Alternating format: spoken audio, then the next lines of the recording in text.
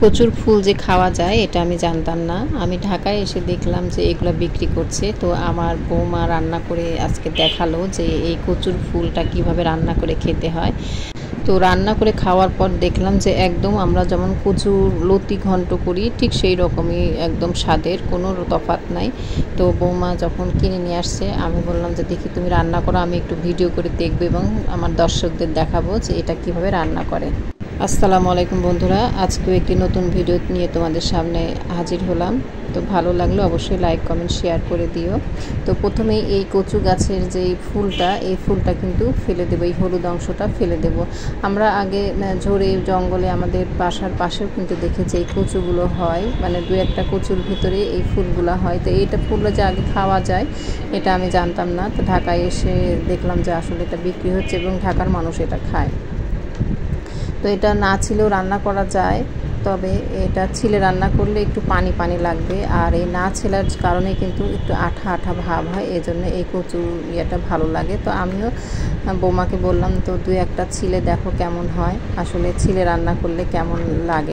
এই জন্য বৌমা দু একটা কচু ছিলেও দেখালো যে দেখি ছিলেটা কেমন লাগে। তো আসলে ছিললে পরে এই আঁশ যে এই আঁশটাই কিন্তু আঠা আঠা লাগে, এই জন্য ছিললে কিন্তু ভালো লাগবে না একদমই। এগুলা যেহেতু একদমই ফাঁপা, এই জন্য ছিললে খুব একটা ভালো লাগবে না। আর এর মাঝের যে ফোলা অংশটা থাকে এর মধ্যে কিন্তু একটা ফুল থাকে, এই ফুলটা কিন্তু ফেলে দিতে হবে। আসলে আমি এক হাতে ক্যামেরা ধরে আছি জন্য আমার কষ্ট হচ্ছে। যাই হোক, এইভাবে এই ফুলটা কিন্তু ফেলে দিতে হবে। দেখতে কিন্তু দারুণ লাগে এই ফুলটা।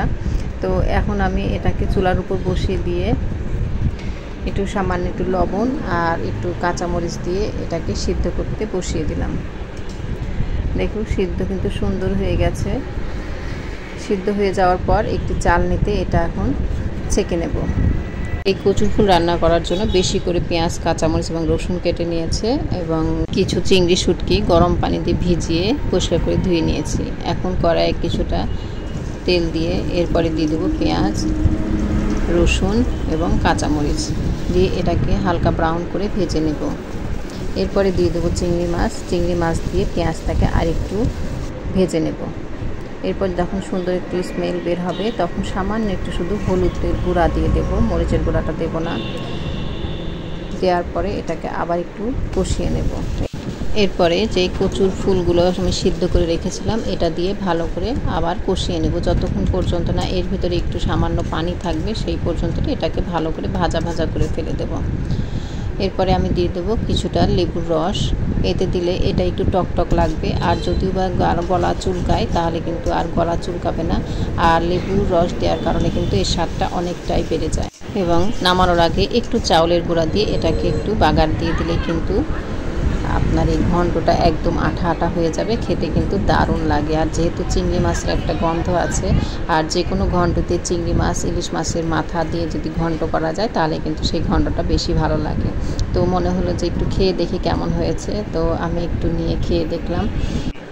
তো দেখলাম যে মাশাআল্লাহ আসলে অনেক সুন্দর হয়েছে। আর আমার বৌমার হাতের রান্না তো বলাই যাবে না যে আসলে কেমন, আসলে ও হাতের রান্না আসলেই খুব সুন্দর। তো আপনাদের জন্যই আমার এই ভিডিওটি তৈরি করা। আর এই কচুর ফুল যে খাওয়া যায় এটাই একদমই নতুন দেখলাম জন্য আপনাদের সাথে শেয়ার করেছি। তো বন্ধুরা, আমার ভিডিওটি যদি আপনাদের ভালো লাগে তাহলে অবশ্যই কিন্তু লাইক, কমেন্ট এবং শেয়ার করে পাশেই থাকবেন, তাহলে আপনাদের জন্য আমি নতুন নতুন ভিডিও উপহার দিতে পারবো। আল্লাহ হাফেজ।